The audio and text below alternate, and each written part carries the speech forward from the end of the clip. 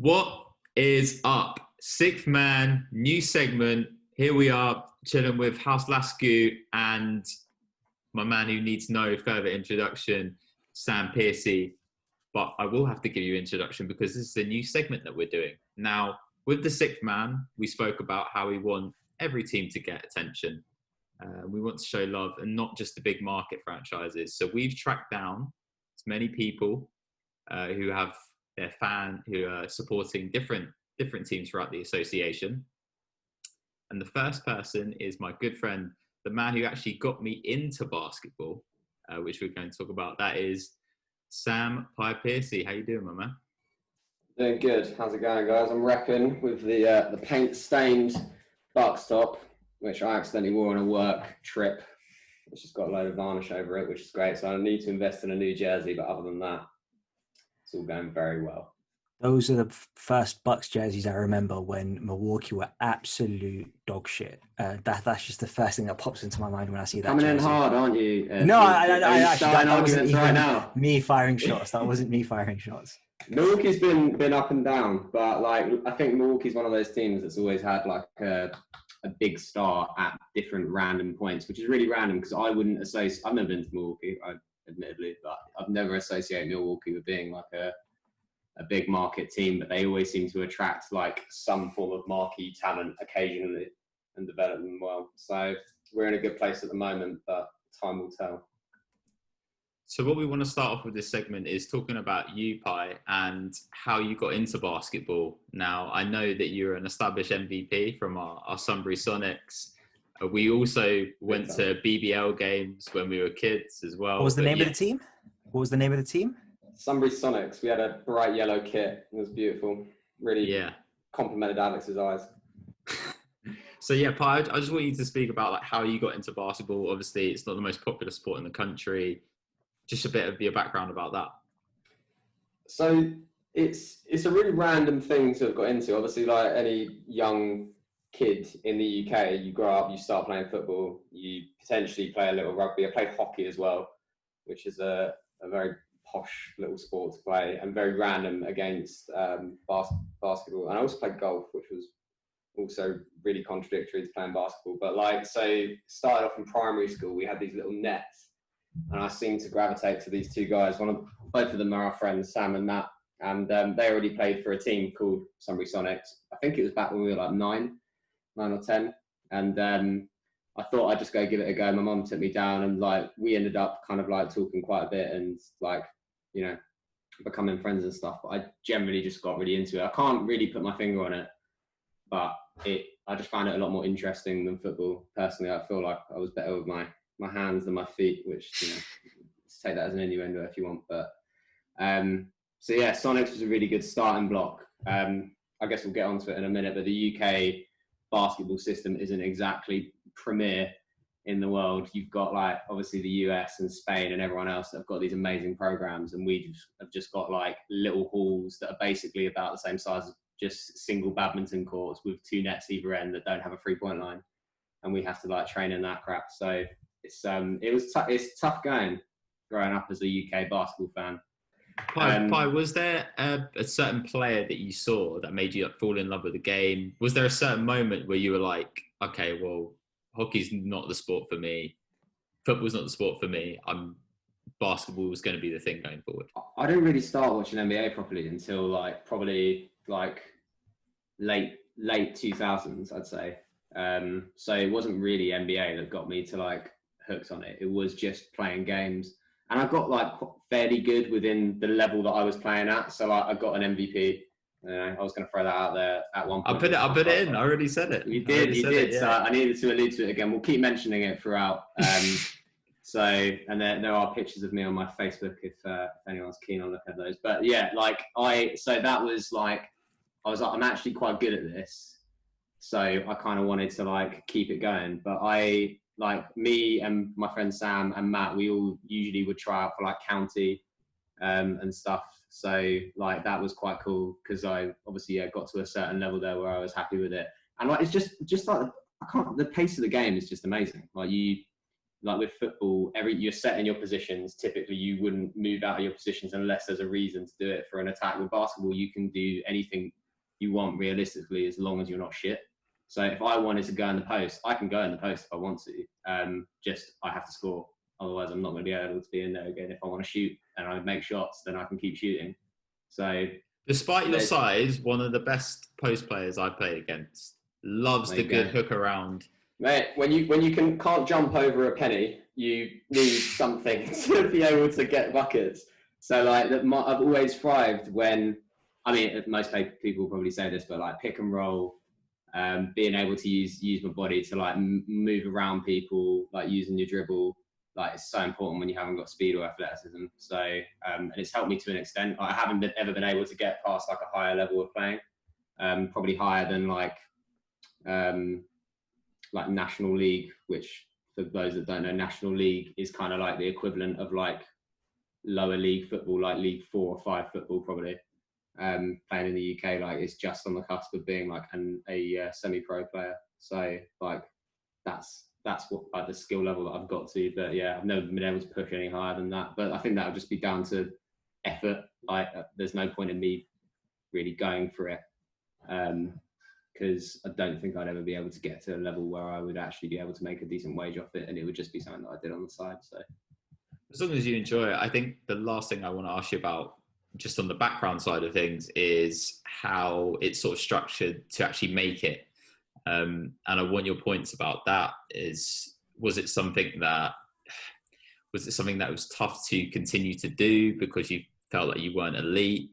Do you think there should be other steps in place to make this transition easier, just for players in the UK? Or I think like if you're of a certain physical prowess or of a certain skill level, you'll get picked up. Like you'll be playing in leagues, you'll be dropping 30 or 40 points, and you're going to go get picked up by like the likes of like Barking Abbey, Loughborough Uni, like any of those institutions that are like. There's probably only about like 8 to 10 like really like world-class ones in the UK maybe, but outside of that you're going to get picked up by probably American schools, like throwing tapes over to them and stuff. So like people that actually really want to make a career of it and have the physical tool set to do it, they just need to be able to kind of like be shown to be being good. But like I know loads of people that started at my age and became amazing and then went on to play and have really good careers as a British athlete or basketball athlete. And then I know people that were like only started when they were like 14 or 15. Like there was a guy that played for my team that was like 18. He started playing basketball like 4 years ago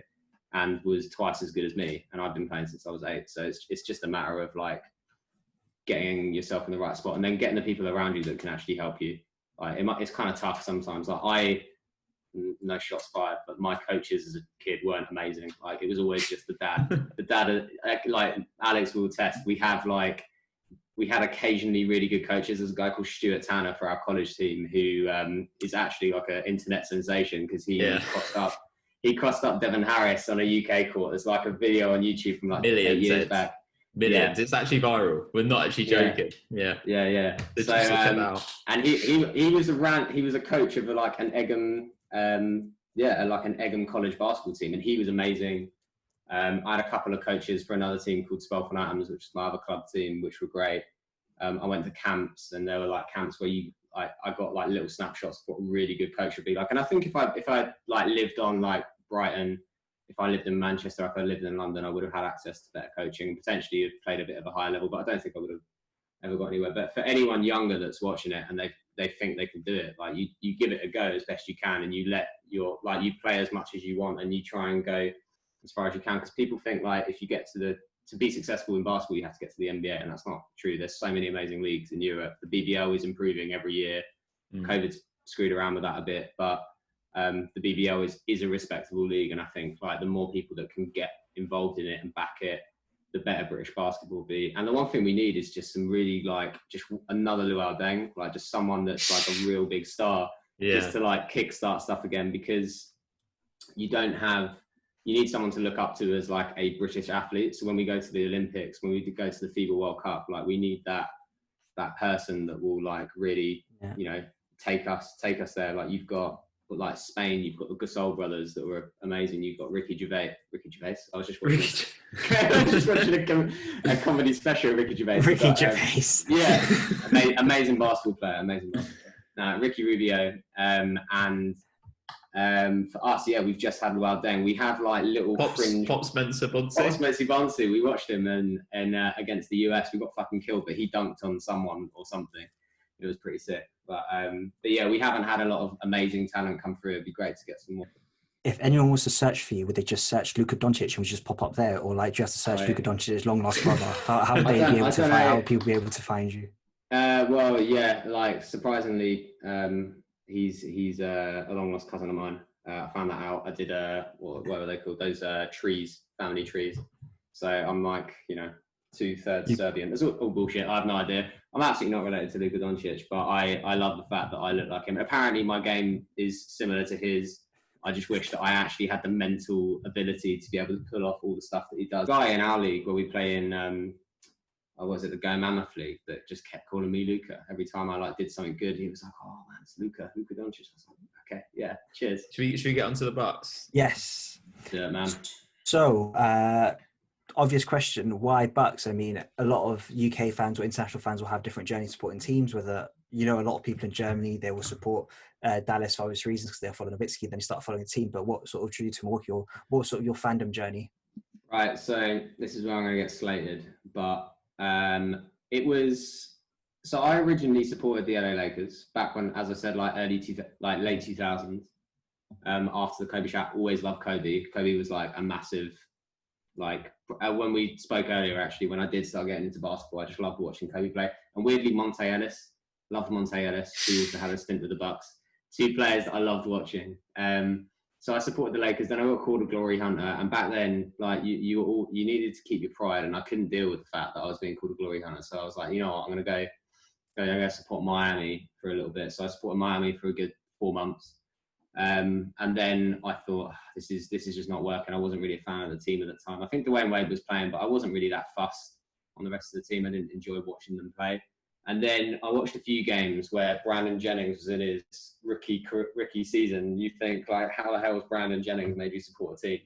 But I watched the game where he dropped 55 in his rookie season, and him and Andrew Bogut playing together. I was like, this team is sick. I love watching them. So I just ended up watching them more and more, and then grew to love the team and the franchise and what they're about. And obviously I learned all about the history of them and the players that have played there. It's a really historic franchise, for probably one of the most historic franchises, but in a small market, which is quite cool.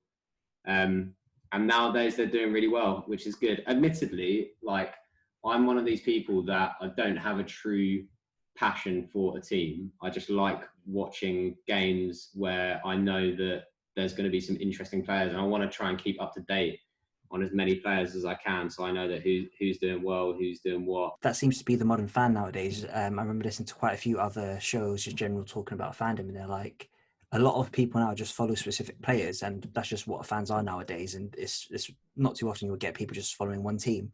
I can't remember who said it. Another guy was like, nowadays it's back in the day it was always about what's in front of your shirt, but now it's all about what's on the back of your shirt, who you're repping on the back rather than on the front, which is quite interesting. But I guess it just represents how fans are evolving. And I mean, I guess I'm sort of part of it because I do like to follow LeBron as well, although I do have my specific team fandom. Like all of us, there's specific players we just really want to see do well. Yeah, I agree. It's a good way of putting it. The name on the back. I know a lot of people that are really keen, they want to get a ex-player jersey. I wanted to get a Suns jersey with Kevin Johnson on. So I went in at the start of lockdown. I started watching loads of old Suns games with with Barkley. Yeah, Barkley and Johnson. I love them, and I love watching Johnson play. So I was like, I want to get that. So yeah, I would say I'm definitely more on the player front, but I would say that quite a dedicated NBA fan, but not really massively dedicated to the team. But Milwaukee is still the one that every year I am hoping and pushing for them to do as well as possible. Considering we are speaking about the Bucks, we've got some quick fire questions that we want you to answer around your franchise that you support. Obviously, you said you are individual tailored fan, but first question for you: who is the Milwaukee's greatest player of all time?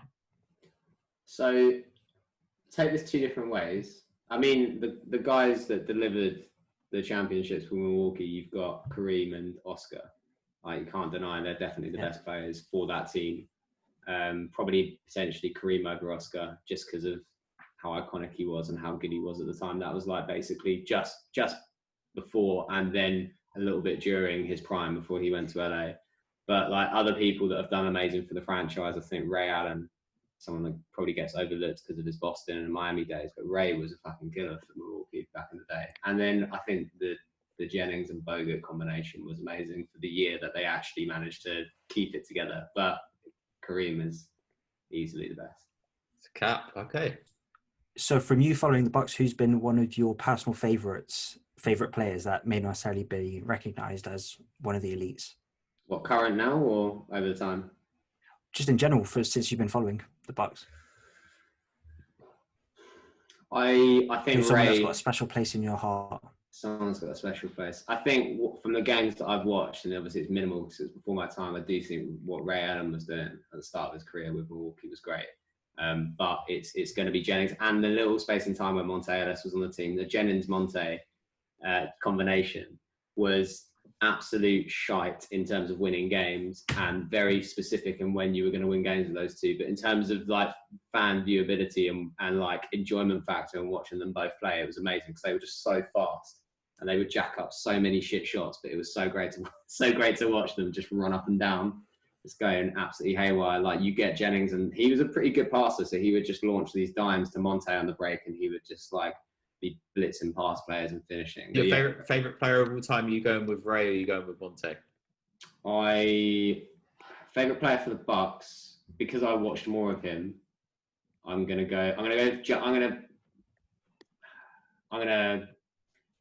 be annoying and kind of like do a halfway answer. I'm gonna go Jennings and Monte as a duo because I can't give either of them the nod. Who is the most overrated player for the Bucks all time? Someone you've seen that you think they're getting too much recognition. I'm going to be hated for saying this. I think Giannis is slightly overrated. Ooh, I think, as I say, Alex is trying to get you into trouble. Yeah, I know.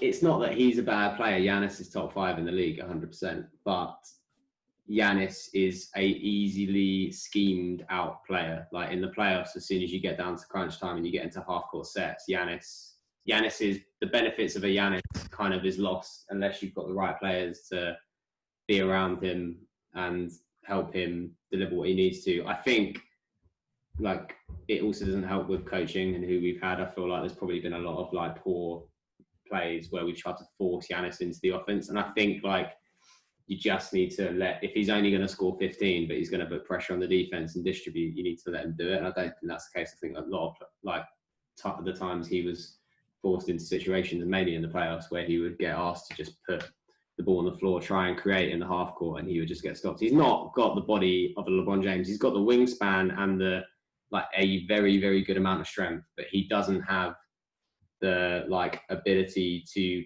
start in a half court set and push his way through to the paint. Who's someone that you feel is quite underrated, doesn't get enough props as you want them to?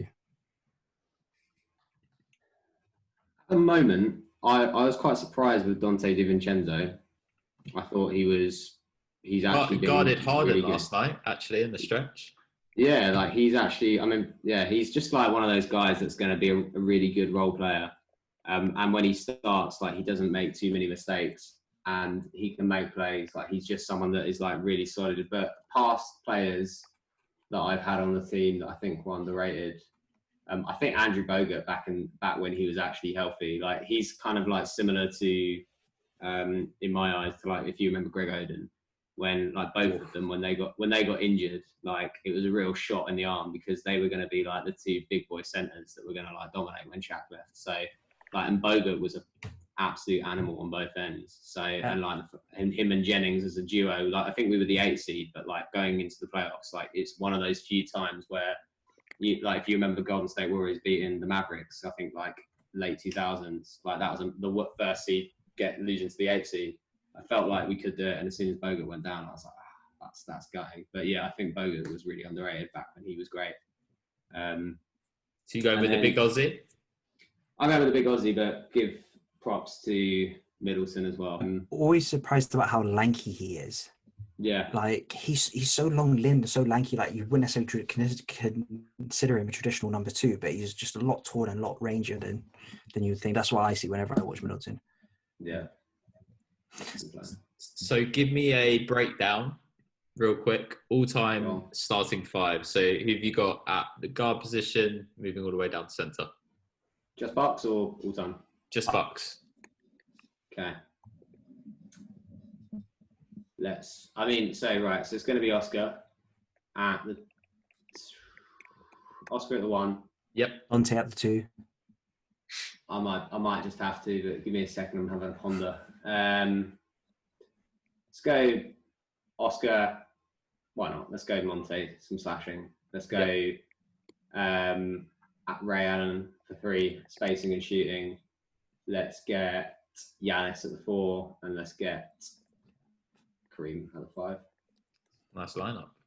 I'm going to move on to what's happening right now with the Bucks, and I think you've already answered this, but aside from Giannis, who do you think's the most valuable on the Bucks? So it is Chris. He is definitely the second best player we've got, but I'm not totally convinced that he should be the second best. I do think that we need a third, someone to fill that second slot, and he could potentially be a third string with slightly less shots. But yeah, second best player on the team at the moment is Chris. But we've got but then after Chris is so flat and even. So we've had this question previously before on the regular show. Which player from the Bucks would you like to go on a night out with? Again, I might just be generic, but I'm going to go Giannis. I think the problem when you're in a small market team, though, is you don't get a lot of media coverage of the rest of the players. All I see is Giannis all the time on my newsfeed, and occasionally some weird Milwaukee Bucks post of Brook Lopez doing something weird. But like Giannis does seem to be like always at the forefront of the fun. Like he reminds me of like the like Cleveland Cavaliers when LeBron, like in his first stint there, where he was like the funny guy. That's what Giannis is to me. But I think Giannis is probably a bit more serious than LeBron was back then. But yeah, Giannis seems like a great guy. Which player are you most likely to have a fight with? So this is the good thing about the Bucks is that we don't really have anyone that is like a bit over the top in terms of personality. But I think I'm going to cop out. I'm just going to say DJ Augustine, because if I was on the team, me and him would be fighting for minutes. So, and he seems to have like random like flushes of like great play. So me and him will probably have like a little mini rivalry. So I'm assuming I wouldn't start, with my. You spun the question though. You spun the question. I was thinking physical fight, but that's a very good answer in terms of that. Following on from that, who's an all-star you'd want the Bucks to trade for to help fill out the roster or non-all-star? Right. We could do non-all-star. Apologies. We could do all-star because, to be honest, they've only with Middleton and all-star's too obvious though, because you could say a lot of people. Non-all-star. Yeah. So it depends on how you want me to. So I could say, because they weren't an all-star last year, I could say either Bradley Beal or Devin Booker, but I think that's probably a little bit cheating. So if I was being realistic, who I'd want to. This is the thing. Like, if we're trading, we haven't really got any amazing assets. And I don't want to give up Chris Middleton, but I haven't got anything else to give up as the Bucks outside of picks and a cash relief. So I would have to assume that there'd be some wrangle way that we would get these players. But I would want Ja Morant. I feel like if his shot gets better, him and Giannis fucking on the fast break would be an absolute amazing stuff. And yeah, like Ja is really good in the half court as well. He just needs to improve his decision making a lot of the time. But like Grizzlies won 5 in a row. 100%. So, and he would be amazing in terms of like giving Giannis a bit more, kind of a little bit less touches in the half court when he doesn't need them, so we can go to Ja. And Ja's quite good in the clutch. Or if I can't get Ja, I would want Zach LaVine. Maybe that's just personal preference, because I think Zach is well underrated at the moment and not getting what he needs out of the balls. I think he doesn't need the amount of touches he gets, and I think in like a decent system, he would take so much pressure off of Giannis to play make and get his own and get his own shot. So I was going to ask a quick question on that. Would you swap straight up Middleton for Levine? Oh yeah, 100%. Ooh. So quickly, just talking about this season, so tell us a little bit about this season. What's something that's gone well this season that you've been pleased with? It's really tough because we've had players in and out like every other team. Like everyone is ravaged by injuries. Injuries at the moment. Got a lot of weird mix up of words. Everyone's been ravaged by injuries. Ricky Gervais, baby, get him buckets for Spain. I think Giannis is taking a bit of a step back in terms of his need and like minutes. I think like his usage is down a little bit, which is good. I still haven't really seen Chris get that heavily involved in the offense as much as I'd want him to. Drew has been average. Like he's been good to have on the team, but I don't think he's properly meshed yet. But I hope he will. But yeah, I think generally like team cohesion, we didn't shake things up too much. So I think we're going to have another good season. I don't know if we'll be first in the East, but we'll have another good season. It's just like two things that need to happen three things. Giannis needs to have less of a load. Middleton needs to step up and average more points. And Drew needs to be like lock-on defender and probably average about 20 as well. So I'm gonna challenge you on that, Pi. Yeah. So Middleton averaging 21 points last year. He's up to 22. However, from field goal, he's up from 50% to 53%, and from 3-point, he's up from 41% to 44%. So he's shooting at a pretty good clip. He's efficient, and volume is up a little bit, but that's not. What's his field goal attempts? Field goal attempts. So they'll probably be the same, if not less. No, he's shooting more. So he was from 7.6, now he's on 8.3. That's field goals, and then attempted, he's 15.3. He was 15.3, now he's 15.7. Fair. So slightly up, but minimal. That's the thing. So Middleton, I think, should get more possessions to do stuff. The thing with Middleton is he's not a facilitator, so hopefully Drew fills that void. Okay. But I don't know if he's really getting there yet. Okay, cool. So what has gone wrong for the Bucks this season? I know you spoke about COVID and injuries, and the league is sort of coming to a halt in some phases. I don't really think we've done anything massively wrong. Like nothing too drastic has changed. Like obviously, there's. Do you think the East has gotten stronger? East is stronger. I mean, the Nets trade is a bit of a fucker. No idea what's going to happen there, or whether that's going to cause any major upsets, or if they're just going to dominate. I have a feeling they're not going to dominate, but you can never tell until they get into like full swing and until it gets nearer the playoffs. Philly are doing well. Indiana have got a good team. They've got Karras now, I think. Just got injured, actually, unfortunately. He did, yeah, with the kidney stuff. Yeah. But potentially he hopefully may or may not come back, which would be good for the Indiana. Trying to think of the other teams in the East, but the East is stronger than it ever has been, which is good because that side needs some firepower. Where do you guys think you'll finish? Do you think Giannis will take that next step and actually finally make the finals? Has signed the extension now, which is something I really value. I don't think it's Giannis. I really don't. I don't think he can do more than unless his jump shot suddenly becomes an absolute knockdown. The thing that I've always struggled though, when people say this guy needs a jump shot, this guy needs a jump shot, is when you get a jump shot, like obviously playing myself, when you think you can shoot, the rest of your game does change. Like he's not if he can start hitting step backs like Luka, he's not going to be like, he might be potentially the best player in the league, but he's not going to be unstoppable. Like he's basically kind of going to be KD, but slightly stronger and a better finisher potentially.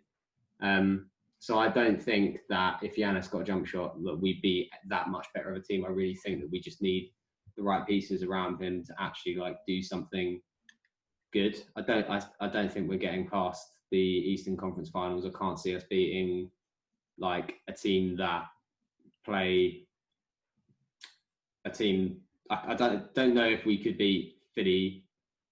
I don't know if we could beat the next. No. So I think like Drew. I don't know if you could be the Magic. It's fine. Yeah, the Magic cup, mate. I've seen that game one. That game one. That's Magic's peak. Is game one of any playoffs. Yeah, 100%. Then they just fall off. Cool. So let's have a bit of fun. Let's see how much you know. So we've opened it up. We call this 24-second shot clock. So you get 24 seconds. I'll give you a category. Let's see how many things you can name. Yeah. If you get, so the category is top 25 all-time scorers for the Bucks. So I've got the list of top 25 players. You have 24 seconds. See how many players you can name. If you get someone from the 20 to the 25 mark, you'll get an additional 14 seconds of an offensive rebound. I will shout it out. And Alex will shout out if you got one of those players from 20 to 25. So, Mr. Pye, your 24 shot clock starts now. Right. Giannis, Ray Allen, Sidney Moncrief, Kareem Abdul-Jabbar, Oscar Robertson. Offensive rebound. I'm going to put Brandon Jennings out there. Why not? Offensive rebound. Offensive rebound. 2 offensive. So you've got 3 offensive rebounds now. So that's another back to back. Andrew Bogut. That was an offensive rebound. Yeah. Beautiful. I need to think of some fucking older players. This is the problem when you've got a really historic franchise. There's loads of old people I'm not thinking about. Chris Middleton? Probably not. Yeah. How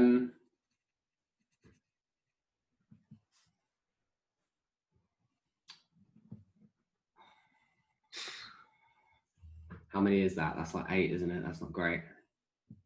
Fucking hell. How much time have I got left? 10 seconds less. 5. Come on, Pye. Mate, I don't. That's threw me a little bit. 25 top scorers. Read the list out to me when you're done. Kareem, Glenn Robinson, Sidney Moncrief, Michael Redd, Bob Dandridge. That was a really bad one to miss. Yeah. Marquise Johnson. Yeah, it's fine. Giannis. Okay. Junior Bridgman. No idea. No idea. Brian Winters. No idea. Ray Allen. Cool. Did you say Ray Allen? I did say Ray, yeah. Terry Cummings. Not Chris was 12. Excuse me? Ricky Price. Middleton was 12. Paul Presley. Sam Cassell was one. Ilyasova was another one. Yeah. What's he now? You've got Jack Sikma. Yeah. You got Jack 9 years. He was in Milwaukee for 9 years. Okay. Mr. Dracula. And Jack Sikma, Andrew Bogut, Brandon Jennings. Those are the last couple ones. So Bogut was 20, Jennings was 21. This is why you got offensive rebound. Yeah. So how many? So I got 8 out of 25. Yeah, that's pretty good to be fair, considering the time limit. That's really good, I would say. So Pye just totaled it up. You've got 8 out of 25, which is really, really good. So credit to you. You've got 8 out of 25. We'll see how the rest of the fans get on. I don't think they'll do as well, though. I don't. Time goes ticking away. 24-second shot clock. You know, I really struggled last week, and I don't think I would have done as well as you, Pye. But that wraps up our breakdown, the Bucks breakdown. So thank you to Mr. Piercey for all your knowledge and stuff. And here's hoping that Giannis can help his team reach the finals. Okay. Thank you for having me, boys. It's been a pleasure. See you on the flip side.